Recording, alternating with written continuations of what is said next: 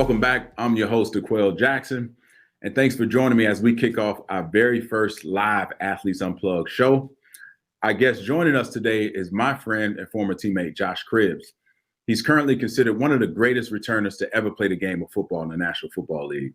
He currently sits third all-time in career return yards as well as kickoff returns.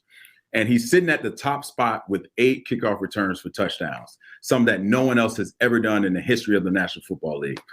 My friend and future Hall of Famer, Josh Cribbs. How you doing? Man, everything is going on. Everything is great. It's a great time right now, man. And especially here in Cleveland. I stayed in Cleveland. I know we from DC. Right. I'm out here in Cleveland, man, enjoying this team, man. That's finally doing big things.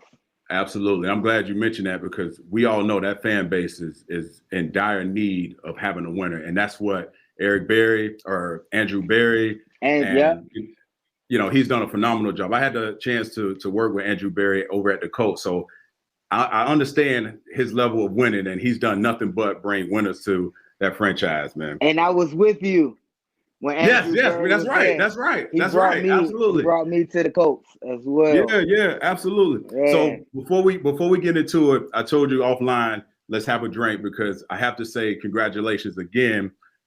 And I can say congratulations to myself as well. This weekend, we'll both be honored for the newest class of Browns legends this weekend, where it's going to be golf going on. Obviously a banquet that we're going to take part in. So cheers to that, brother. I'm going to have my drink throughout. Brother. Cheers. Oh, yeah, Congrats. Brother. Cheers. Yes, sir. So as we kick things off here, man, I like the viewers to understand who you are as a person. I played with you, 7 years, I believe. You were with the Browns for 8 years. I was with the Browns for 8 years. And you're from the Washington, D.C. area, currently where I currently reside. This is where I call home base. So walk me through the life of Josh Cribbs as a youth and as, parents being former Marines. Is that correct? Yes, absolutely. What was life like for you in the D.C. area? Okay, quick background. Parents, both military, Marines. That's how, they got to Washington, D.C. in the Marine barracks. Both Marines, pops Vietnam. And, so that's how I grew up. Father ended up being a police officer, 25 years in the police force.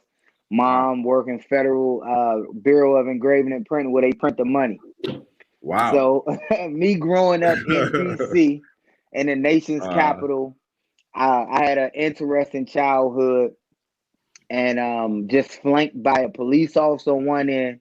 And then my mom was a pastor. Yeah, so so that was pretty much a strict household, pretty much. Absolutely. So, even though I'm the youngest of 3, it wasn't. I would say that people would say, "Oh, that's the preacher's kid," or, how the preacher's kid is supposed to act, so to speak. Right. But yeah. Oh, that's awesome.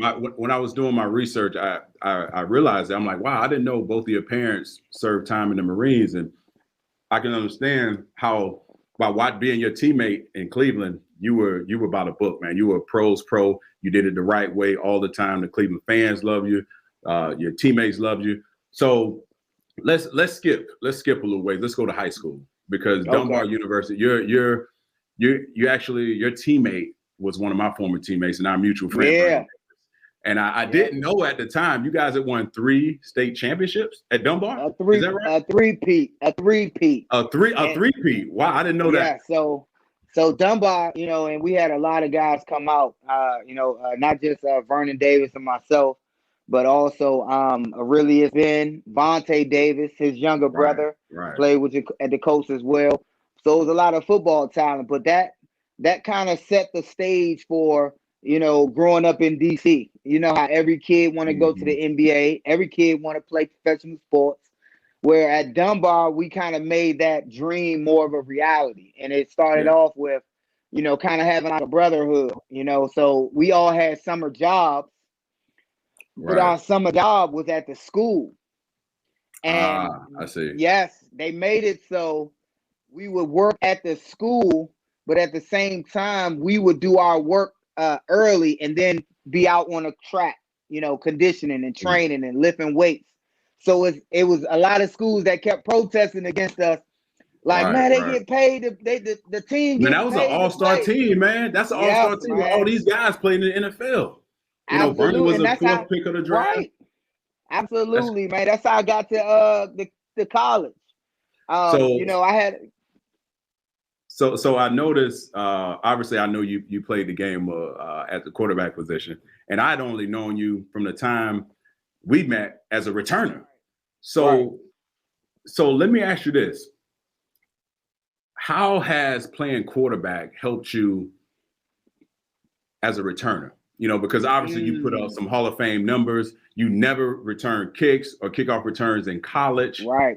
And so you had an opportunity, and I did my homework. You had an opportunity to go to the Washington football team, or who was it? The Cleveland Browns, and pretty much everyone else who reached out. They really was using you as a camp body. Right. So what do you think the tools that helped you play the quarterback position in high school and in college help you as a returner? Well, being a leader, the quarterback is the leader of the team. And I felt like when I made it to the NFL, not like making the team, but when I finally got an opportunity to play, to show them my stuff as a quarterback, I'm like, man, that helped me temper any fears or doubts about myself. I'm like, in my mind, my mental, I'm thinking like, man, I was the quarterback, man. I don't have to enter into Browns camp like I'm a rookie to football. Like, I know this. If I know anything, I know this. Right. That's how I approached it. Like, I'm a leader. So I use those leadership qualities, those leadership intuitions to help downgrade any fears or doubts about my own athletic ability. Right. I know. I completely get that, because we have some similarity in that, right? Because when I started playing football, I was always a linebacker and a quarterback. And I tell people all the time, something similar to what you just said. The fact that I knew I had the responsibility of 10 other guys as a quarterback helped me play the linebacker position and understand what it meant to be a signal caller and make checks and all those different things. So let me go back to high school for a minute, because I want to make sure everyone knows how productive and how elite you played the game. Your senior year in high school, you throw for over 2,000 yards. You have 9 tugs, 5 interceptions. What was the recruiting process? Were you highly touted at all? Because you just rolled off a few names that I know, we both know, that played in the NFL, and none of those guys went to Maryland. Like, what was that process like for you, being as productive as you were, to see what the landscape of your possibilities of playing D1 football looked like for you? So in high school, being surrounded by talent, we're still in the inner city. It's still looked at like, okay, your level of difficulty, who are you going to play? Who have you played against? The level of competition. Exactly. I was getting recruited as a safety. They were looking at me. Maryland, Loxley came down there. He was like, look, you red shirt, come on to Maryland, red shirt, be a safety. I'm like, man, I'm calling the shots up here. So Syracuse, right, red shirt, you can be a safety for us. I know you want to play quarterback, but we got a safety position. That's all. Everybody wanted me to play on the defensive side of the ball. And, but you hadn't played defense, right? I had not played defense. I think, at the collegiate level, if you're a quarterback, they feel like, okay, that's the most athletic person. He can be the safety on defense and kind of do the same leadership capabilities in the back end. Right. However, you said it, man. It's your level of difficulty. Who are you playing? We played a team out here in Ohio. They was ranked at the time called St. Ignatius. And their high school was at a stadium. Yes, a powerhouse. And college scouts was there to see some of their guys, and they ended up seeing me. And I got a scholarship right off of that game. We played them, better than any. They were ranked 3rd in the nation. We went in there and put a hurt on them with all our talented guys. Me being the quarterback, I had got offered a scholarship that day of the game. Wow, that's impressive. That impressive. And that was a scholarship from Kent State, obviously. And that was the scholarship from Kent State. They was there to see a lineman, and they found their quarterback.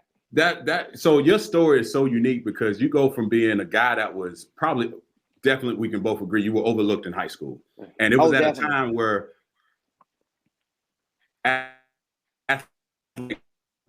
thing, you know, it's becoming a trend in the National Football League with Baker Mayfield and Lamar Jackson and, you know, Patrick Mahomes and all those guys, the ability to be able to run and throw.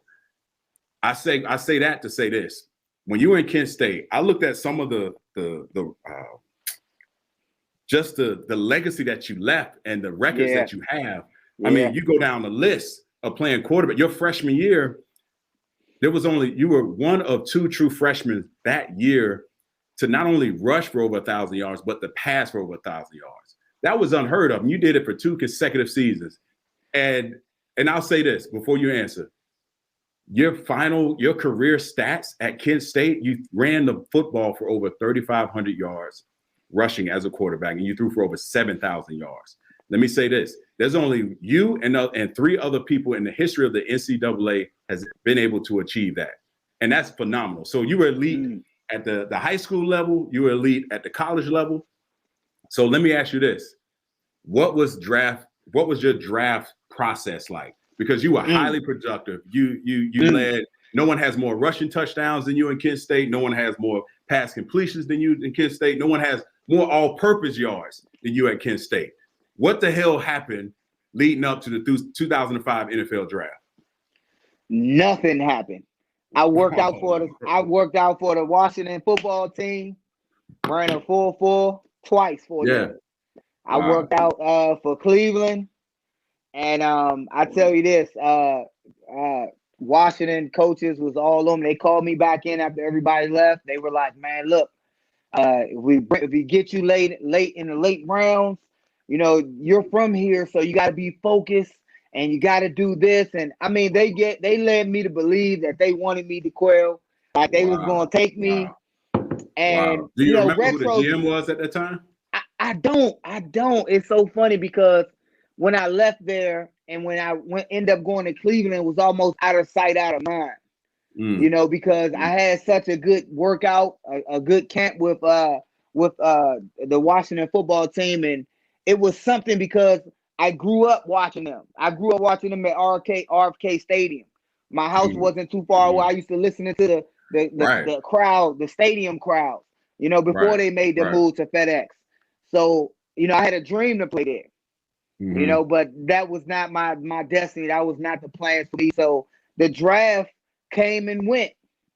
I'm sitting there ready. Like, what was your agent? Did you have a conversation with your agent? Like, where were you projected to go? You were so productive, man. How did you not get drafted? Well, that's absolutely, man. There, you know. So, and I talked to somebody, a Brown scout, and the point at the Las Vegas Bowl or something, right? Right, at the Las Vegas Bowl. He said this to me. He said, if anybody is drafting you as a quarterback, or no, anybody is going to take you as a quarterback, they're going to use you as a camp body and immediately put you on the practice squad if you make the team.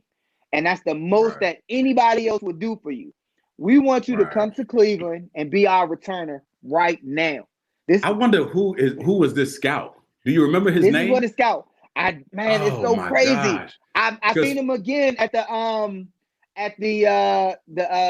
NFLPA Collegiate Bowl. Man, I need to know who this is because you were diamond in the rough, man. He's with the Chargers now. He's with the Chargers now. Okay.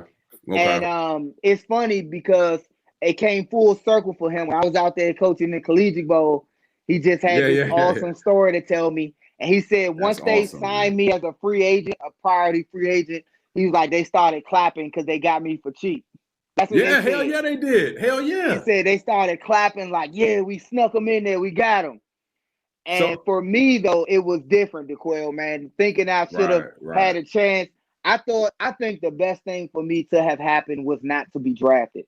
Because not being drafted, I had this chip on my shoulder. Like, man, I ran for all these yards. I was putting the team on my back. Right.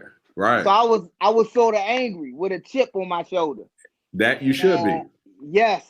So I you know, even though I had struggles and going into training camp and the staff and with the Browns, I promise you this, I wasn't going to let nothing come in my way of football, even though a lot of obstacles did arise immediately when I came to the Browns.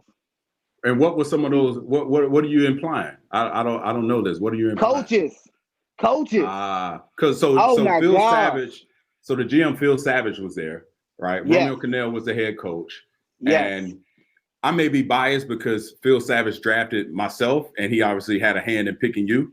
I think Correct. he's an excellent scout, and just what he can, how he watches films, he can find the diamond in the rough, right? Absolutely. And we've had conversations many years after I was drafted.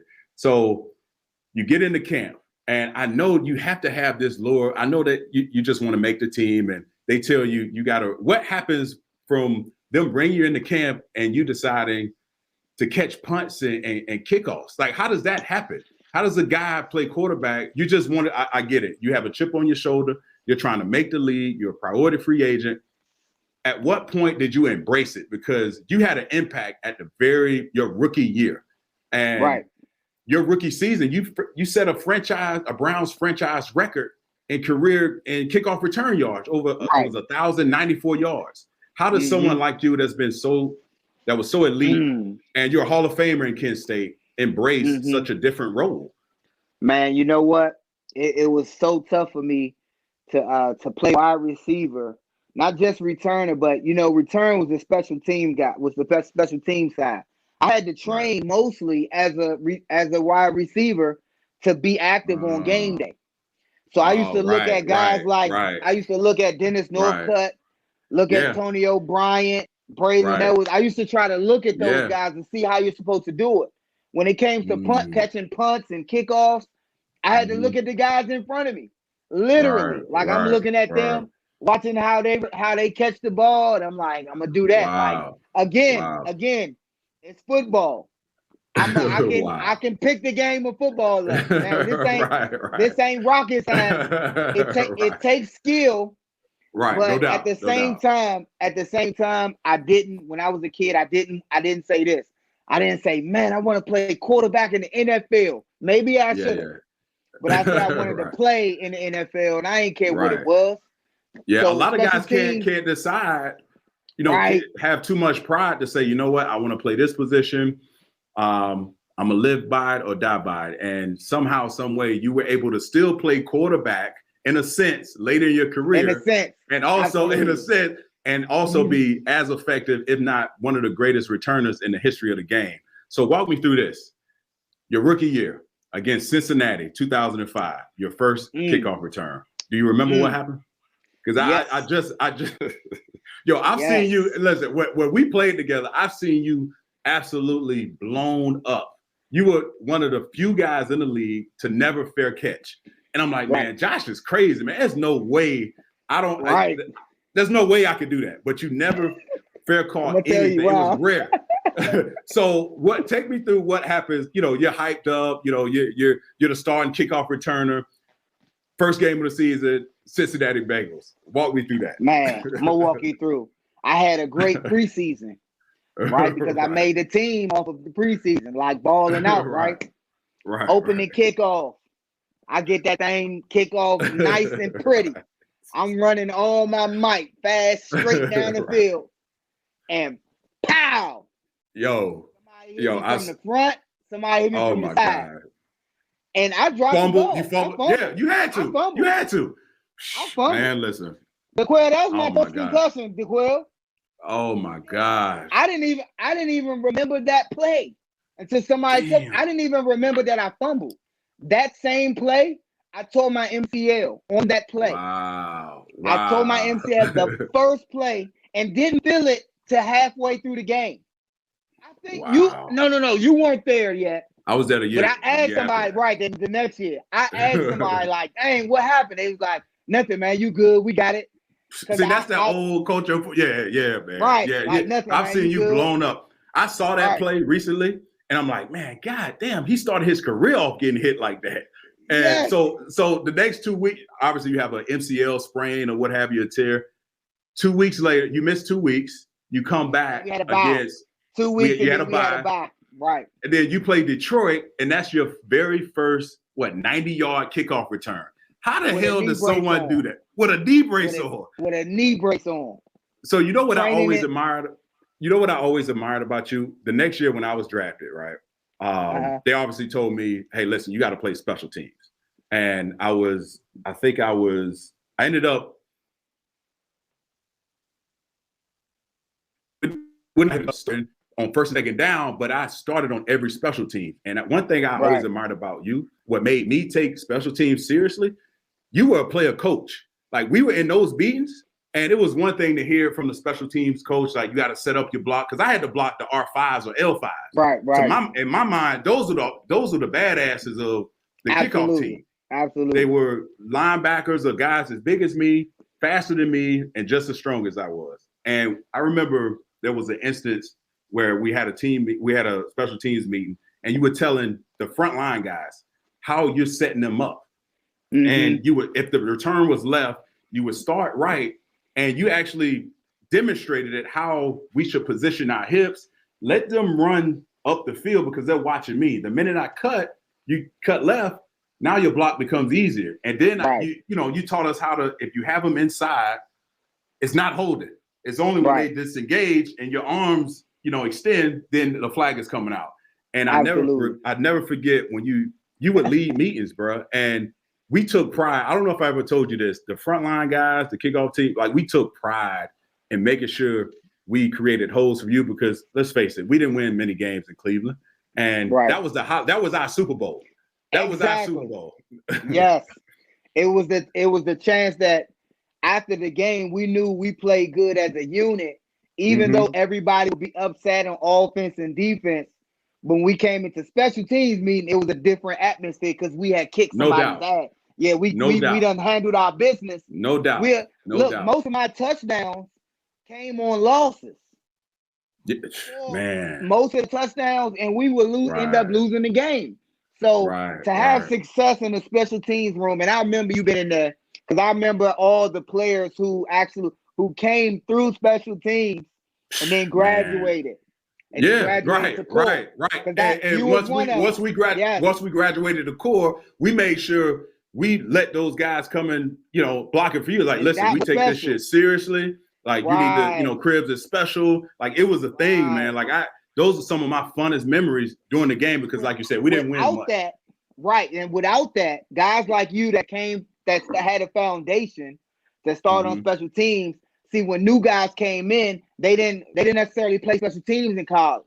But guys like you who are vets told those guys, look, man, you want to see offense or defense, any type of core. Look, man, special teams, you got to handle your business, man. We got a returner. Right. I remember all y'all used to say that. Like, man, we got a returner, man. You block for him and make your job easy. Absolutely. Yeah. So then you teared up your rookie year, right? I'm going to go back a little second. You teared up your rookie year, and you get rewarded this 6-year contract. A guy that was a priority free agent, I think they signed you for like $5,000, which is still good money, but relative to the sport, it wasn't much at all. Not at all. So now you get rewarded with a 6-year contract. And throughout that time, you become the Wildcat specialist. This is when Wildcat became a thing. So this whole thing about you in essence playing quarterback. Right. Man, walk me through, how did that happen? Like, I understand we weren't generating many points. And I heard you do past interviews of you saying that you would draw up some plays that you had at Kent State that was successful. And slowly but surely they started implementing, plays that you were drawing up, particularly like what is it called? The flash package or something like that. The flash package. Let me tell you this, man. Let me tell you this. Not that I didn't get along with our offensive coordinator at the time, Maurice Carthon, right? It's not that I didn't get along with him. Right. I used to draw up plays literally in the offensive meetings because I didn't really play offense. So in those meetings, while they watching film of themselves and the coaches were only coaching the guys that played, I'm drawing up our plays. Because every week, I run it back all the way to the 25 or the 20. Right. Going in the score. And Phil Dawson kicking the field goal from the 25. We done lost 5 yards before that. Right. I'm like, man, dang. And I'm not the one to be like, okay, the offense not moving the ball or scoring. I'm like, how could I make it better? So what did I do? I'm sitting back there drawing up plays on my tablet. Like, man, this is the Kent State play. I drew up a whole package. And late That's in crazy. the year, DQ, late in the year, I gave him I worked up enough in me and was like, yeah, man, why not? Man, if you want to hear. And he didn't listen to it right away. He took it, looked at it like, man, all right, man. And 2 weeks later, that package was in. Everything I drew up, I think he took like the best 4 plays I drew up, and that was our package. That's what we ran. We scored. We moved the ball. I was about to be like, hey, man, I know you ain't going to give me some credit. Tell the GM. Hey, I did that so he tried to save his job. I'm like, man, right. Because I want to win. I ain't care about job. I'm like, I want to win, man. I'm playing special teams. I'm doing good, but I want to win. Yeah. So I told you that's amazing how that happened. So I told you we're live right now, and I told you EB was gonna have something to say. So I'm gonna pull up his comment now. I can't really read. Oh, so he got jokes. I see. Everyone is bigger than you. Oh, that's hilarious, man. That's hilarious. That's my guy, man. Passing every time I go to Crocker Park, man. I look at one of EB his favorite spot, man. Drinking wine and hanging out after games and stuff, man. Yeah, that's what's up, man. So speaking of you drawing up plays, and Maurice Carthon finally coming along, because we just needed anything from the offensive standpoint just to generate first downs and touchdowns. There was one play in particular that stands out to me. It was a trick play. It was against the New England Patriots. I think it was called like a splash special. Yes, what the hell did you come up with this? Yeah, what the hell did you come up with this, man? I didn't. We ran it in college. We ran that play in college, and I tell you this, Julian Edelman. So I ran it first in college, and then the same coach ran it again in college with Julian Edelman, and then Julian and them took it from our game and said, "Look, Cribs, they used it against us last year. Let's use it." They used it against another team. It was called Flash Special. And right. Because Julian Edelman played quarterback at Kent State, right? Exactly, a couple years behind me, and did the same thing. And I was able. And he gives me a lot of credit, opening doors for him. Me having success in the league, and then him getting drafted by the Patriots and being able to step in the shoes of I think Amendola or something like that during the playoffs, and then having a lot of success. But man, we ran that flash special against the Patriots, and you got to remember that year was a year people didn't think we was going to do great things, and we ended up beating them because we left nothing on the table. We put out all the stops.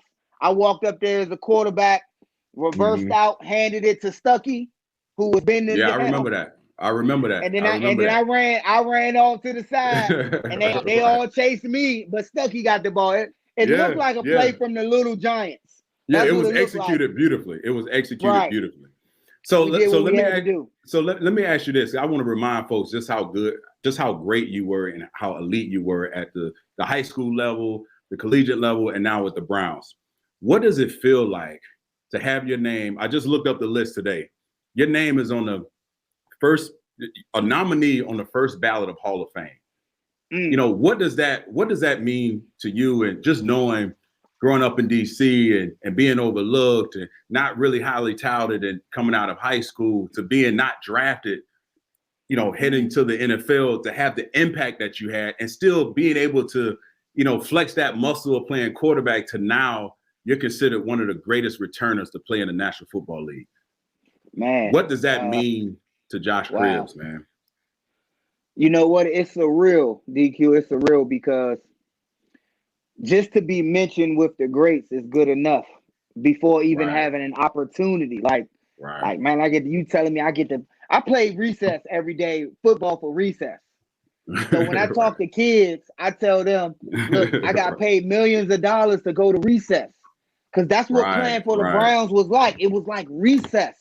Right. Like we got to do what we love to do for a job.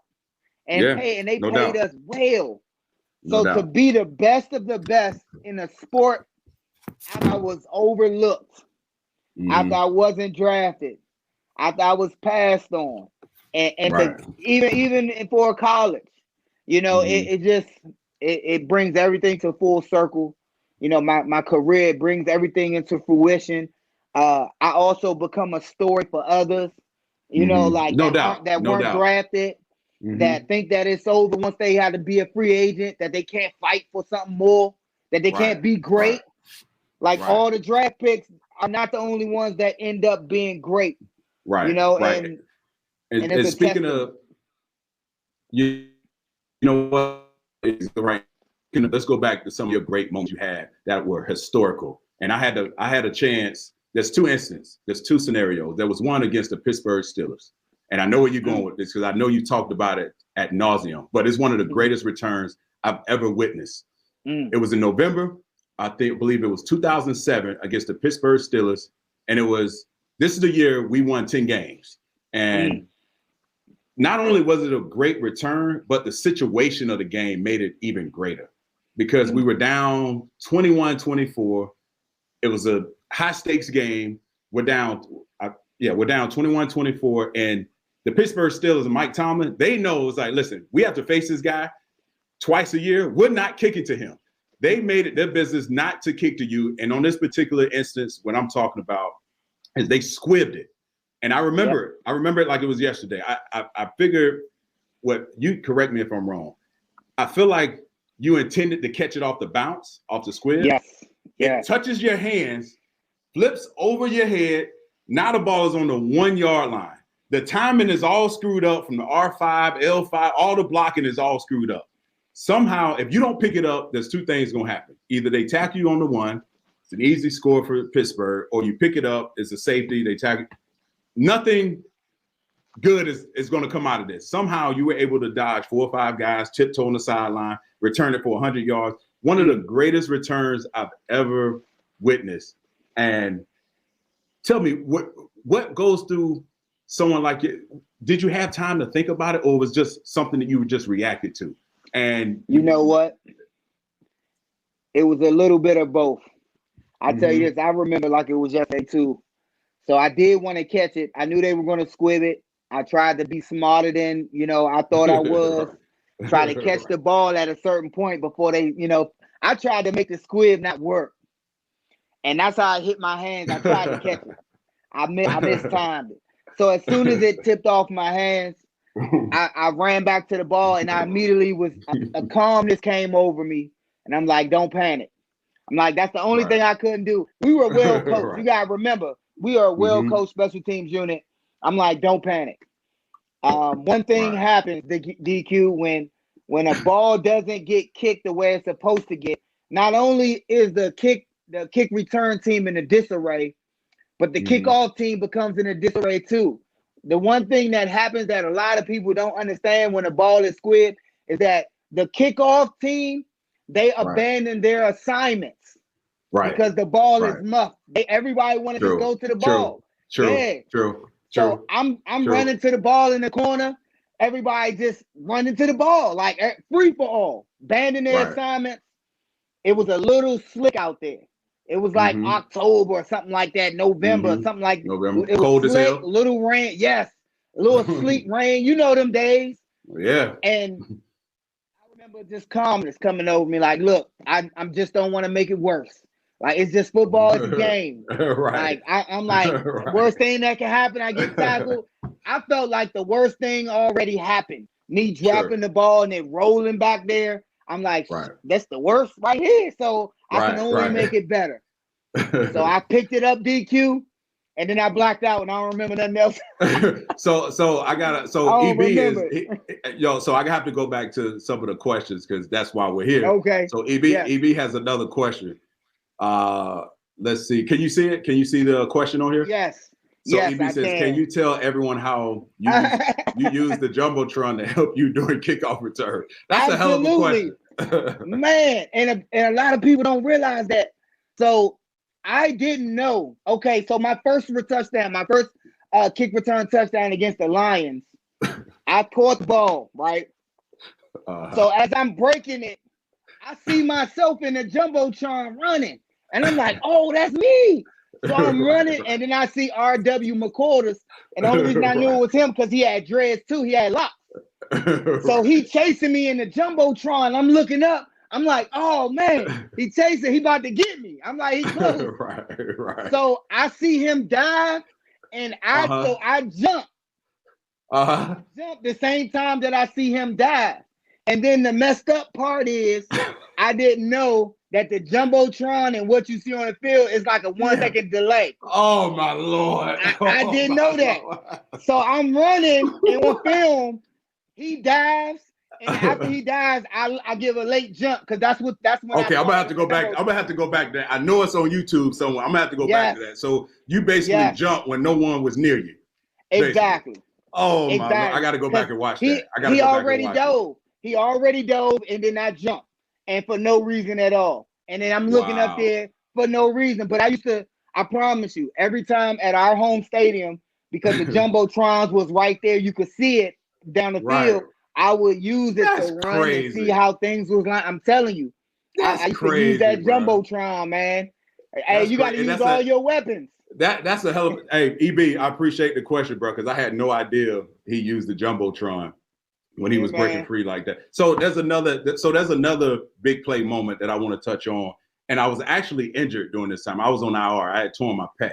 And I remember I was in Tampa at a sports bar watching the game, and it was against the Kansas City Chiefs in like 2009. And if my memory serves me correctly, that game you returned 2 kickoff returns for touchdowns, and you had over almost 300 yards, return yards.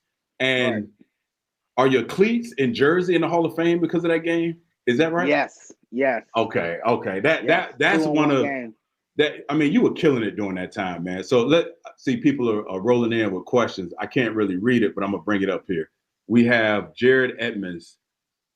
Tone's gonna have to find that clip. Oh yeah. He's got Tone is producer. So Tone, please find that clip.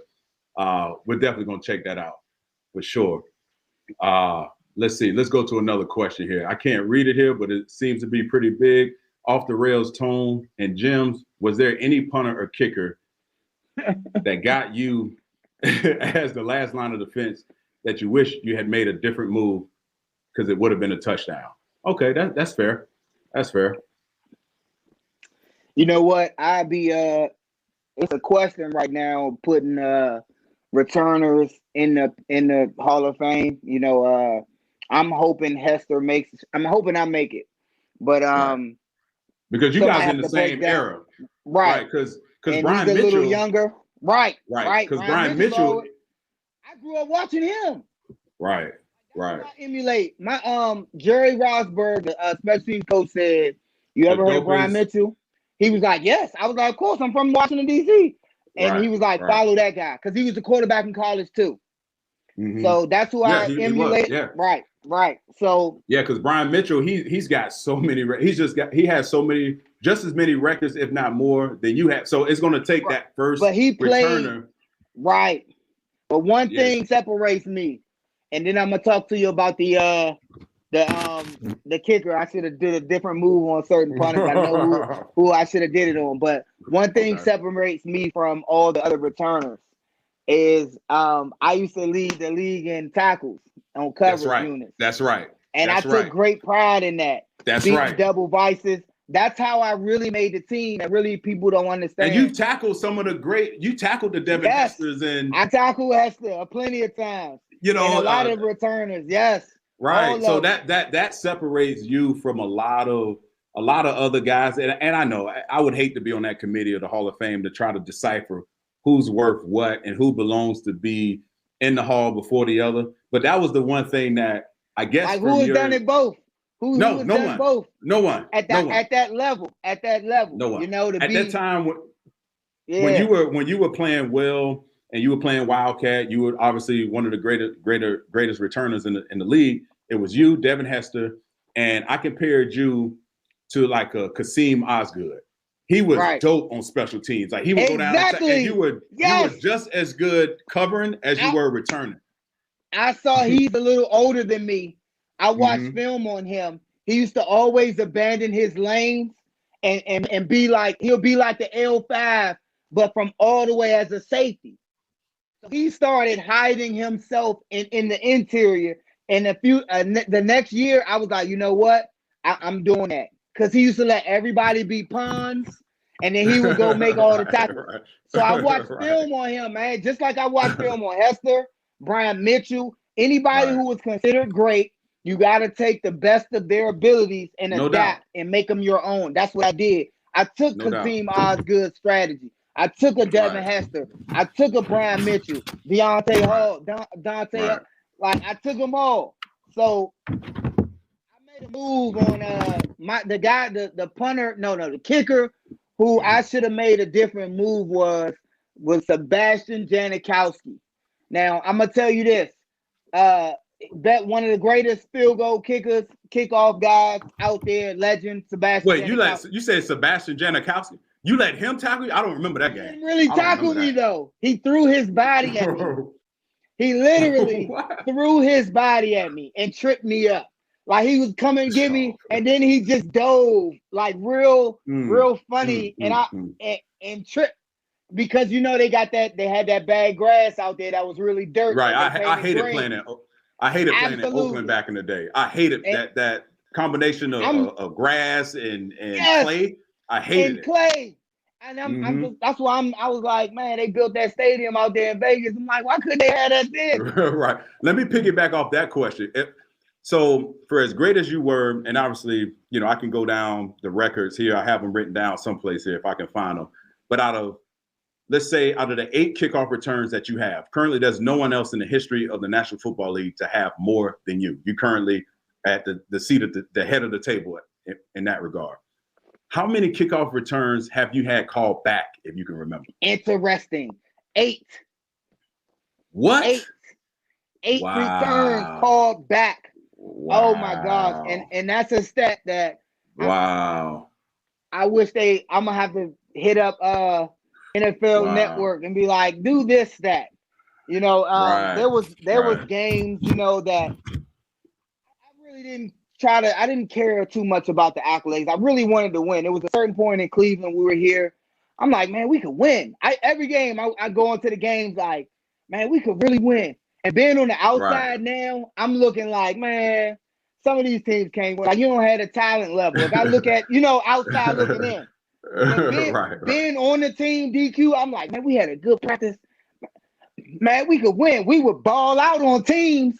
Our defense was locked down, but we wouldn't score that many points. It's never been, and it's not like the Browns was just awful. Teams were good. It was a tough league. No doubt. NFC North, the AFC North. I mean, I think one of the toughest conferences to play in when it rolled to the playoffs in the Super Bowl. Baltimore, Pittsburgh, No, that was one of the toughest conferences year in and year out, where you had Chad Johnson and TJ Houshmandzadeh, and you had, what was the quarterback for Cincinnati then? Carson Palmer. You had Baltimore was Ray Lewis, and just that ground and pound game. Ed Reed on the other side. That was a tough conference to play in, man. The Cincinnati Bengals had Chad, Ocho, Houshman. Everybody was stacked across the board. They were stacked. So we had, even when we went 10-6, being the first team since the 80s to win 10 games and not go to the playoffs. Right. That was a thing because Baltimore was 11-5 and Steelers was 12-4 that year. So it was difficult even for that. I see another question. It says, we got another question from Jared Emons. Did you ever lay any big hits on other returners? Oh, absolutely. Absolutely. One in particular, DQ, was against Antonio Brown when he was a returner for the Steelers. That's right. I forgot about that. He was a returner. Yeah, he graduated from being just a returner to a decent wide receiver. He was vicious. He was vicious back then, that punt returner. Yes. Yeah. Until he played against us. I used to love, oh my God, I would tackle him so much. One game I had 4 tackles on him just on kickoff. 4 tackles. So the last hit I put on him, and I even put one of these on my Instagram at one point. And I remember AB was like, damn, Cribs, again? I was like, man, that's all good, baby. Get on up, baby. Yeah, it's all good, man. It's all good. You got many more plays to make. Right. I'm like, man, you doing great things out there, man. It's all good, just not on special teams. That's all. Right, right. So right, let me switch gears for a second. I know, since retiring, so basically to sum up your career, you ended up having just been extremely productive. They rewarded you with a 3-year contract worth X amount of dollars. We don't need to say that. They can look it up themselves. And then all of a sudden, injuries started to happen. We had a huge turnover of coaches and front offices. And 2009 rolls around and, you're having some contract disputes. And it got fixed that next summer, heading into the 2010 season. But walk me through, what was it like for you to finally, after you had, broken many records and have franchise records with the Browns, when you got released, that was your first experience with that. You were undrafted and you had settled in Cleveland. What was that process like? Because you had basically a cup of tea with Oakland, right? And then you go on to play with the Jets, and then you finished up your career, and we were teammates with the Colts. What was that transition like for you? And because I would imagine that was a big shock for you. It definitely was, man. Not getting renewed with the Browns and understanding. And see, the problem for me is I used to joke around because we would get a lot of players from different teams, like towards the end of their career. No doubt. And I'm like, man, and players, other vets were like, yeah, he on this tour. And we used to joke around like, man, I'm ready for my tour de NFL, like a Tour de France. Like we ready for our tour de NFL. Like ready for the trial around different teams, sign 1-year deals. And even though I joked about that a lot, during the stretch lines, we used to listen to music and be joking around and stuff. It actually happened. My contract wasn't renewed. And I hit the free agency mark when I forgot who was the coach here. Actually, he ended up being with the Colts. Was it Chud Chazinski? Yep, Chud Chazinski. He ended up being like an interim here with the Browns. And he said, Chud was a big reason. Chud was a big reason that I remember when the GM at the time with the Colts, I guess they were looking at you. And I think they were going to bring you in. When did you come in? Like mid-season, like October, November, mid-season. Something like that. And I remember Chud approached me in the hallway. He was like, hey, GM is looking at cribs. I think he could help us. He'll probably stop you in the hallway at some point, have a conversation. We could use him. And that's just what happened. I think I was like lifting weights or something, and he grabbed me. He was like, hey, I'm thinking about bringing cribs in. What do you think? I'm like, what do I think? It's a no-brainer. We're going to be instantly better in the return game, and he can cover, and he's going to instantly bring the credibility up in this room, and he's going to force these young guys who are complaining about not playing to light a fire up under their ass. Absolutely. So, and you had an immediate impact on that. So let me that was go fun, back. By the way. Oh, that was fun, that bro. First game, yeah. Oh my God, that first game. I was tired. Oh my Lord! Even though I've been training, it's different. You had your little football shape. Yeah. You had your inhaler. And I was like, man, look at this dude. I was like, don't worry. Just let him get some air. He'll be all right. Absolutely. Trust me. You know man. The drill. Oh yeah, absolutely. Yes. So have you played? So let me. I just had a memory just jump in my head about some of the things that goes on in the locker room that we all partake. And it was the game boo ray.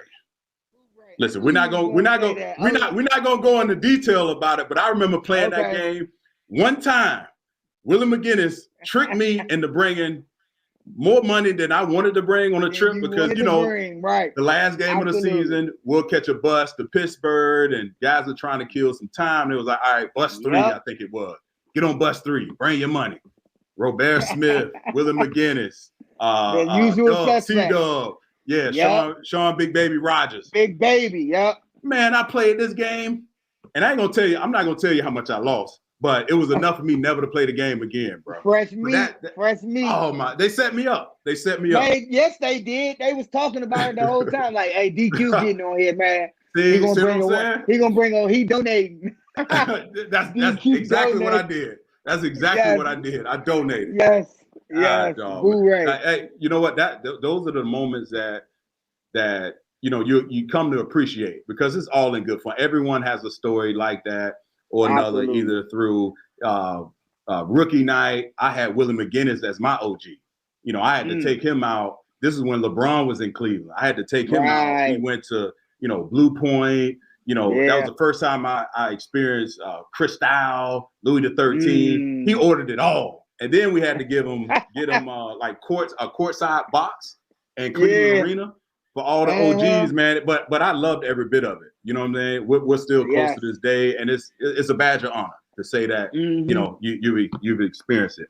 Let me go to another question here for a second. Let's see, what didn't we go to? I think this was probably the first one. Oh, off the rails, Tone and Gems. Let's go. Excited for this. Okay, appreciate the love. Appreciate the love. Let's switch gears for about some of the things you've done after retirement. I noticed you early in your career. It's been quite some time now, but right now you currently have a morning show with your wife called Cribs in the CLE. Yes. Take me through, when did that come about? And obviously it's regional television, so I don't get to see it, but that's something that's been going on for quite some time now. And Maria, my experience of Maria, she's hilarious, and she says what's on her mind. So I can only imagine how funny that show is. Man, she's the star, man. For me, after coaching with the Browns in 2018, I felt like, even so after I coached, and the quail was the hardest thing for me to actually coach, because I had not yet let the game go fully.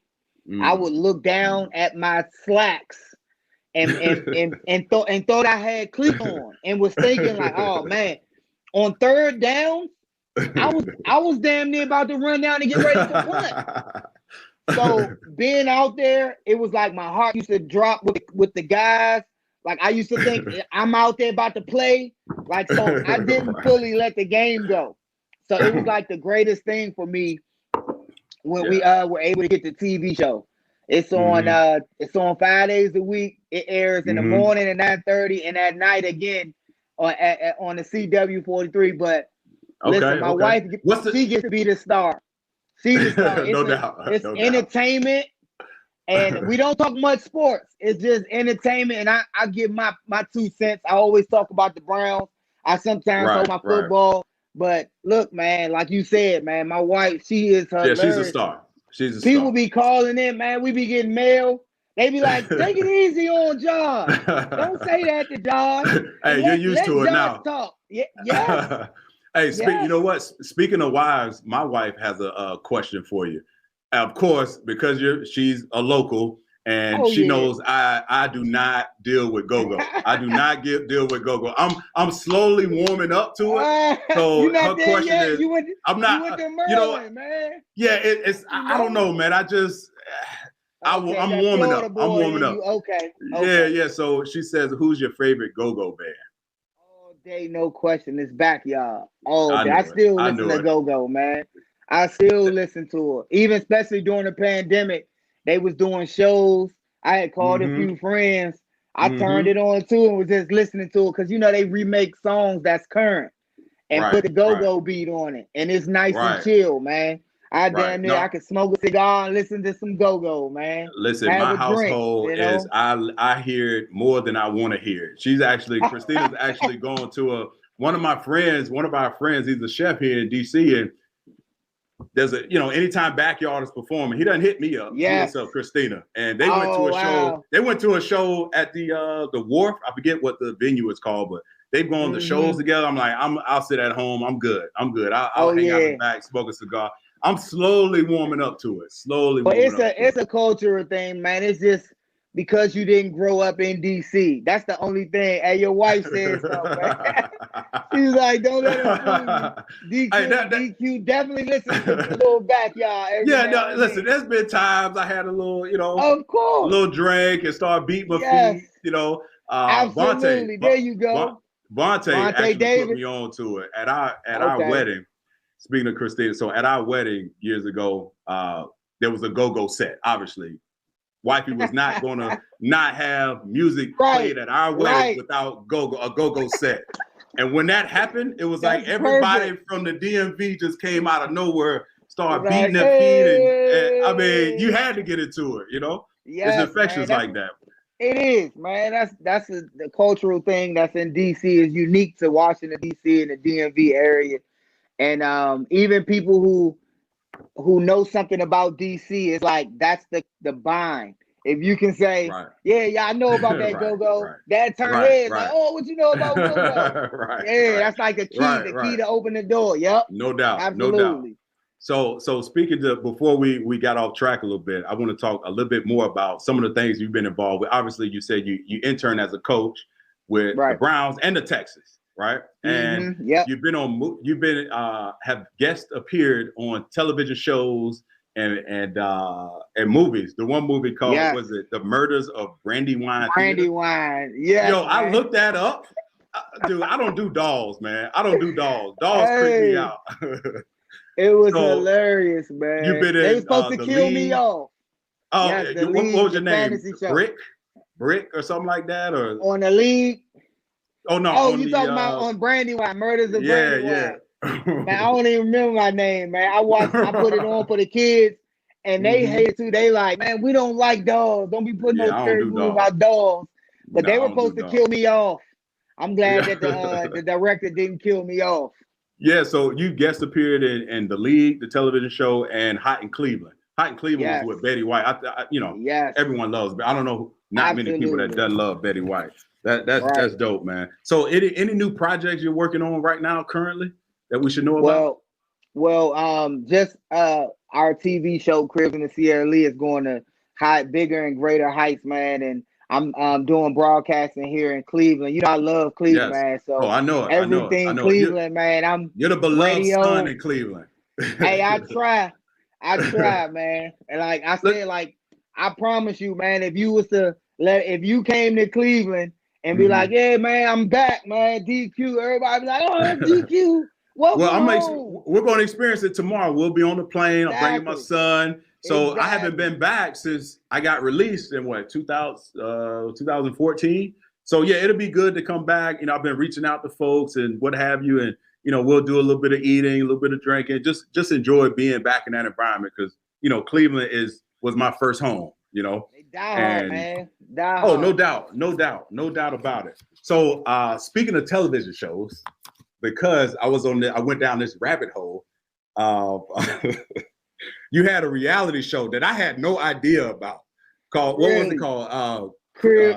Josh's Crib. Josh's Crib. And there was an episode that pops up. For anyone listening, I highly recommend you look up. What's it called? What's the name of it? Josh's Crib. Josh's Crib. Episode 7.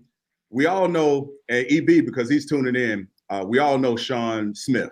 We call him Box. Yeah. So it's an episode where you go to like Z107.9. You record some like promo. You were doing something for like Halloween. And then you leave there and do some community service project. And out of all people to try to put together some play set to go on the playground is you and Box. Oh, yeah. And, the playground. Oh, my Lord. Yes. Hey, that was almost embarrassing to watch. I'm like, y'all can't put nothing together, bro. Like, what was that? Man. To the point, it was so bad.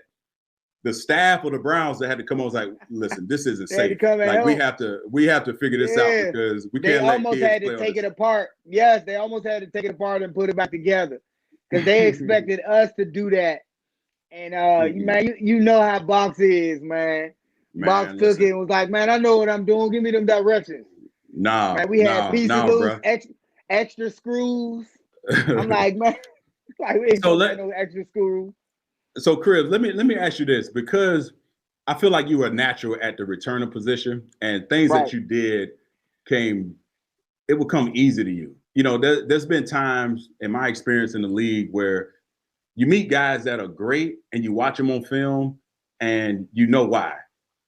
And when I watched you and been in the meeting room with you, been on the field with you, played next to you, it was almost like it came easy for you. You know, in terms of how did you get to I feel like you had a PhD in kickoff returners. Was it anyone to teach you how to set up blocks, how to manipulate blocks, how to make my job easier, blocking the R5s and all the guys? Like, where did that come from? Wow, man, that's a good question. It was the fact that I played both sides.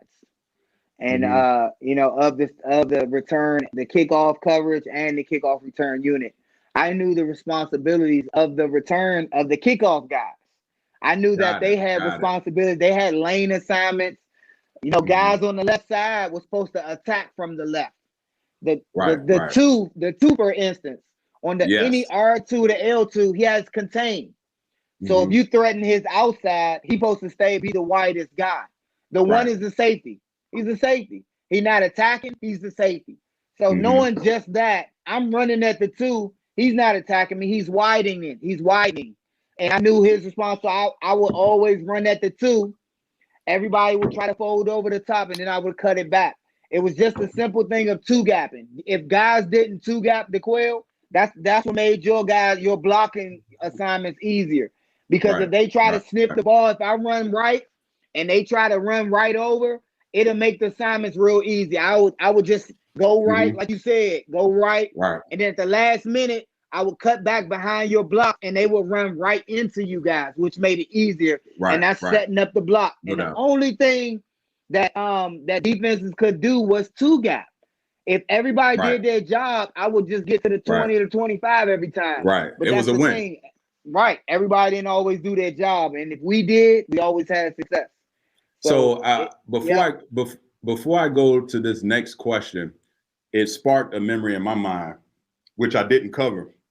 So back in high school, you lettered in not only football, basketball, baseball, and swimming.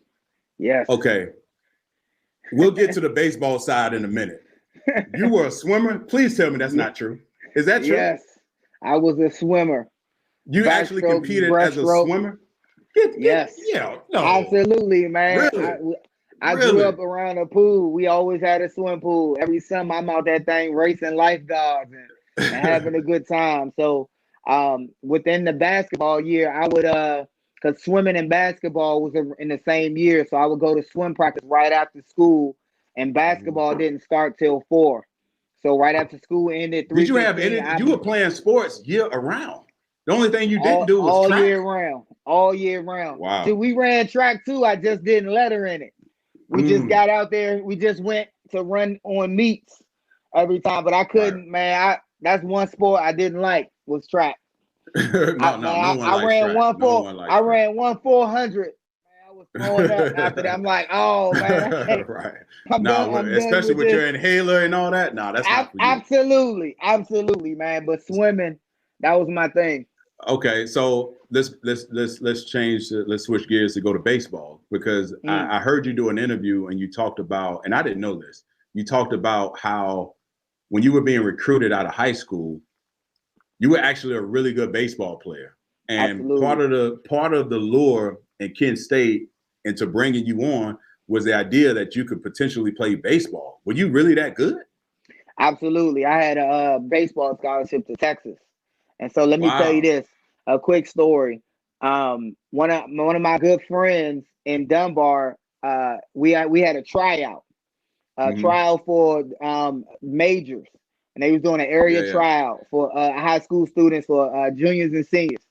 Well, they had like 2 spots, and my friend, who was a better football player, he got taken and selected and played for Anaheim.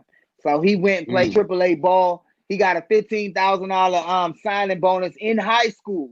Wow. That he used and was fresh every day, wearing fresh clothes. I'm like, and then he went off and played baseball, which was my favorite sport at the time.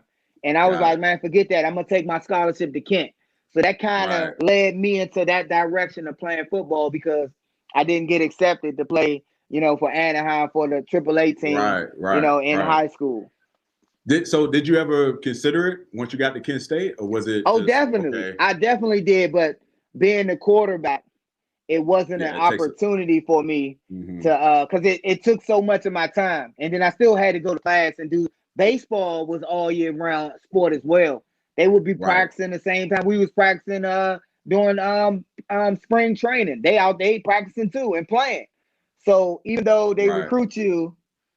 So people out there who want to recruit, they'll say what they got to say to get you there with no intention to let you do it. Because look, No Antonio Gates was supposed to play basketball too.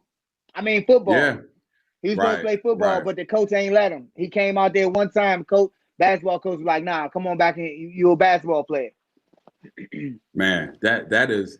So I'm gonna tell you this right now. I'm gonna tell you, I didn't realize this until you agreed. I reached out to you. We hadn't spoken in God knows how long, but it's gonna be great to see you this weekend. And I appreciate you spending the time and chop it up with me and just reminisce about some old Cleveland days. So there's so much I want to talk to you about, man. So how did you decide Cleveland was going to be the place for you after you retired? You know, I know you're in. I'm not going to say where you are. I know everybody say that, man. Yeah. I mean, being from DC, like I'm not from DC, and I love DC. I love what DC and Maryland, Virginia area has to offer. Oh man, stop it, man! You making me want to come back to DC. No, but look, man, it's just having this. I tell you this: when I left Cleveland and went to Oakland, I got homesick. I was out there in the Bay Area. I literally got homesick to Cleveland because remember, I've been out here my whole adult life. I left high school and went to Kent State, which is only 45 minutes away. Right. So from 2001 to 2012, I was in this area. So this is, home to me. Right. So for me to have went out there to Oakland to other states, that wasn't my home. Being away from DC for over 10 years, over a decade, Cleveland, Northeast Ohio became my home. And it got to the point where people stopped remembering I'm not even from here. They always related me to be like, man, a hometown kid. Yeah, you're the beloved son, man. Yeah, I be like, I don't interrupt him. I just be like, yeah. So I'm gonna tell you this, man, because you're like the beloved son there in Cleveland. It's your home away from home. We still love you here in DC. I'm sure you come back and DC is not gonna forget Josh Cribbs and the guys that you played with. Just from high school, these guys have gone on to have tremendous careers in the league, and Vernon is into acting, and you've done some acting. I believe you still do. You still didn't you own a bounce house in Royalton? I did. Okay. I did in Strongsville. Yep. Doing business. Yep. Real estate now, man. You gotta do what you gotta do. Multiple streams of income, man. No doubt. Absolutely. No doubt about it. No doubt about it, man. So let me ask you this: is there any coach? I'm gonna tell you this. I'll tell you this. It's not a matter of if; it's a matter of when you're gonna be inducted to the Hall of Fame. And I'm gonna tell you this right now: whether it rains, sleet, or snow, I'm gonna be there. I'm gonna be there front and center. I'll be there front and center. You, Joe Thomas. Because those days in Cleveland, obviously we didn't win many games. 2007 was the breakout year. We had Jamal Lewis, Braylon, Kellen Winslow, a ton of guys made the Pro Bowl. And that was like the moment where everyone thought, okay, Cleveland is back. And then, it just blew up from that moment. But that's an awesome freaking feat. I'm so happy for you, bro. And I'm going to check and see if we have any other questions right now that I hadn't. EB has been blowing us up. I think he had something about Seabad. So EB actually played with the kicker. So I guess his nickname is Seabad. Joe, I think Seabad's heard Seabad, yeah. Because I played out there with him in Oakland as well. Seabass, man. He's so funny, that's great, man. That's great. That's great. So, so I recently found out through Instagram that you finally. What's your oldest daughter's name? Kamora. Yeah. Kamora. Yeah. You just recently dropped her off to college. Yes. You have one child in the house. What's that like, man? Because you're a young guy. Man. You have a grown child now. What's that like? Man, I tell you what, man, having a daughter like at that age, I talk to her more now that she's in college than I did when she was in my house. Like I talk to her a lot more on the phone because when she's in my house, I'm worried about her. When she's not in my house, I'm worried about her safety. Where she at? Who she with? And I'm still trying to let her have that college experience. Right. I'm gonna keep it real, man. She was a sheltered child growing up out here in the suburbs. Being at North Royalton High School in suburbs. So going down there, she's at A&T. Okay, good for HBCU, her. Okay. and she is Shout out to the having the fun. HBCUs. Yeah, she's having the time of her life, and she was talking about transferring to Howard, and I'm like, man, look, you don't want that DC that DC life. Hey, But listen, she'll I be welcome well it, taken though. care of because I have a Oh niece yeah, living with me right now because of COVID and everything. She's living with us right now. She goes to Howard. You know, my wife is a Howard grad. yeah. Her mother, Okay, father, yeah. Howard grad. So HU, she will be the real in good HU. company. So Yes, EB, indeed, man. because he's paying attention to us. He That was like, laundry "Do you think basket. you can beat Quail in the game or horse of the love?" Yep. Hey, yo, that used to. Everybody don't know what that is. Right, no one knows what that is, man. And I tell you what, it was after. So for the people who don't know what that is, so after a practice, particularly like let's say training camp, you know, everyone's spattered up, tape on their wrists, tape on their ankles. We would ball it up, and somehow, some way, it basketball. How many shots in a basket? And it got serious. Guys would actually bet money. We were the Bad News Bears. We had so much fun in that locker room, bro. Yes, we had fun. We had to. We had to have fun. It was like our little club. It was some of the exactly. So let me go towards the end of your career for a second before I get you out of here because you've been a great sport. So I have to ask you this. All right. So I'm gonna have Chuck Pagano on the show here in a few weeks, and we're gonna talk about some things that happened 2014 AFC Championship game. Now we've never talked about it, and you've had a great career. Right. The first game you were a Colt, you made an instant impact returning the football, whether it was punt or kickoff return. We needed it because we had Andrew Luck at the helm. Mm-hmm. So AFC Championship game 2014. The Patriots win the toss. We go out as a defense. We're amped up. We had just beat Peyton Manning the week before. Right. Do you remember? I'm gonna get to my question, but before we get to that question, do you remember the plane ride back from Denver? No. When we beat, exactly. I don't remember either because it was that much fun. It was much fun. It was crazy. We never had crazy. Experienced that. That was my first time experiencing a playoff, and not just that, but a huge win like that. Huge win. We had to leave Cleveland, unfortunately, to experience playoffs. Right. And that meant that we was one more game closer to get to the Super Bowl. Yes. So it was crazy. So I don't remember. It was crazy. I don't remember alcohol involved. Yeah. Right. It was a damn good time. I can tell you that. So let me go back to the question I was setting up. So we go out and get a 3 and out. And listen, you've had so many great moments. And I remember the worst moment ever. The Patriots were playing. And I hate to bring this up, but though. I hate to bring it up, but so we get a 3 and out with the Patriots. They punt the ball. You're back there. I'm on the bench. It's cold. You know, it's one of those games where we're amped up on the sideline. We just stopped Tom Brady and New England Patriots, a 3 and out. We got this. Punt happens. It goes off. Like, take me through what happened on that play, man. I hate to bring this up. Just take me through what happened. Now you have to, man. It's so monumental because that actually was my last punt of my NFL career, my punt return of my NFL career. It hit off my face. It was the ball seemed like it was crazy. It was raining. It was cold. The wind was blowing. Yeah.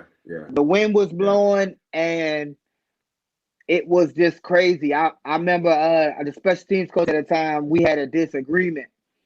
Mm-hmm. And I always told him if I didn't feel comfortable catching the ball, I let it hit. Because, I always would say this, ball security is job security.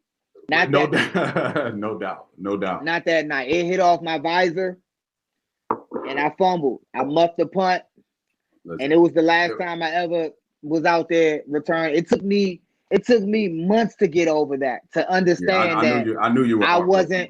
Heartbroken wasn't the word, but I was devastated, man. It was like the lowest point, and it was almost as if that needed to happen, man. Not that it needed to happen. I just felt, crushed, being the person who I wanted to be, having the type of success of my career that I've had, then to end it on that note. Now, I was excited, and I can revel in the fact that I had a good career, that I had a chance to taste the playoffs, the AFC Championship game, to play against some of the greatest athletes ever. It was a Tom meaningful Brady, football game. Peyton Manning. Yes, it was a meaningful football game. Not just that, but to get over it with no excuses. To understand, hey, man, I played the best football, the best. I was one of the best there ever was. Yeah. So we're not Pro Bowls, and I ain't gonna talk about how you say I could have had a big excuse, Quill. I could have been like, man, the ball wasn't pumped up, man. It was no air, man. The ball was moving because it ain't had no air. Right. So that's the game. Right. That was the game that the infamous interception by me created this whole buzz about Deflategate. And I can't wait to have Chuck Pagano on here because we're going to talk about it. And I hope he's not paying attention right now because we're going to talk about it because no one came to my defense. I would talk about it. People don't understand how easy it was to catch a ball that lacked air during that time of year. So they was catching all the balls. Yes. Right. I'm glad you bring that up because I'm not a receiver. I don't touch the ball like that. So I didn't know. You caught that thing. Yeah, I don't know how it now in hindsight, because I've done my research and talking to different guys, it made sense for the ball to be underinflated in 10-degree weather, raining, to allow receivers to squeeze the ball to catch it. So I'm not gonna leave you on that note. I'm gonna get you out of here. But I wanna throw out some numbers here. We can't leave on that note. Some Browns franchise records that you're a part of. You have the most career kickoff return yards in over 10,000 yards. You have most combined kickoff and punt return yards at over 12,000, franchise record. You have most career all-purpose yards at over 14,000. There's 4 more. You have most all-purpose yards in a single season over 2,500 yards. It's crazy. Preach, Quail, preach. And for the most combined kickoff and punt returns, you have 11. And I didn't say, and there's another stat that's not in front of me that I remember off the top of my head. You have your 11 career kickoff and punt returns, career-wise, in all time in the history of the National Football League, ranks 5th all time. So you've had a hell of a career. I'll always be one of your biggest fans. It's going to be great to see you. Hopefully I see Maria and the kiddos this weekend. We're going to have a great time at the banquet. We're going to, hopefully the Browns can pull off a win. It's my birthday on Sunday, the 26th. So, Josh, happy birthday early, man. I appreciate it. So Chris, I appreciate your time and your perspective as always. It's going to be good to see you this weekend, bro. And thank you for doing this. Thanks for having me, man. I really appreciate it, man. It's awesome.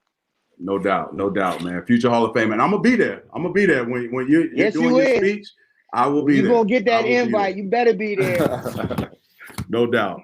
All right, folks, that's it, man. The first live show with my buddy, my good friend and former teammate, Josh Cribbs. He's one of the greatest returners to ever play the game. And I have the luxury of knowing him. EB obviously has been trolling us all session here. He was definitely a fan in that locker room. So, Cribbs, I appreciate it, bro. Man. Yes, all right, you sir, take care. Man. I appreciate it, man. Yes, sir.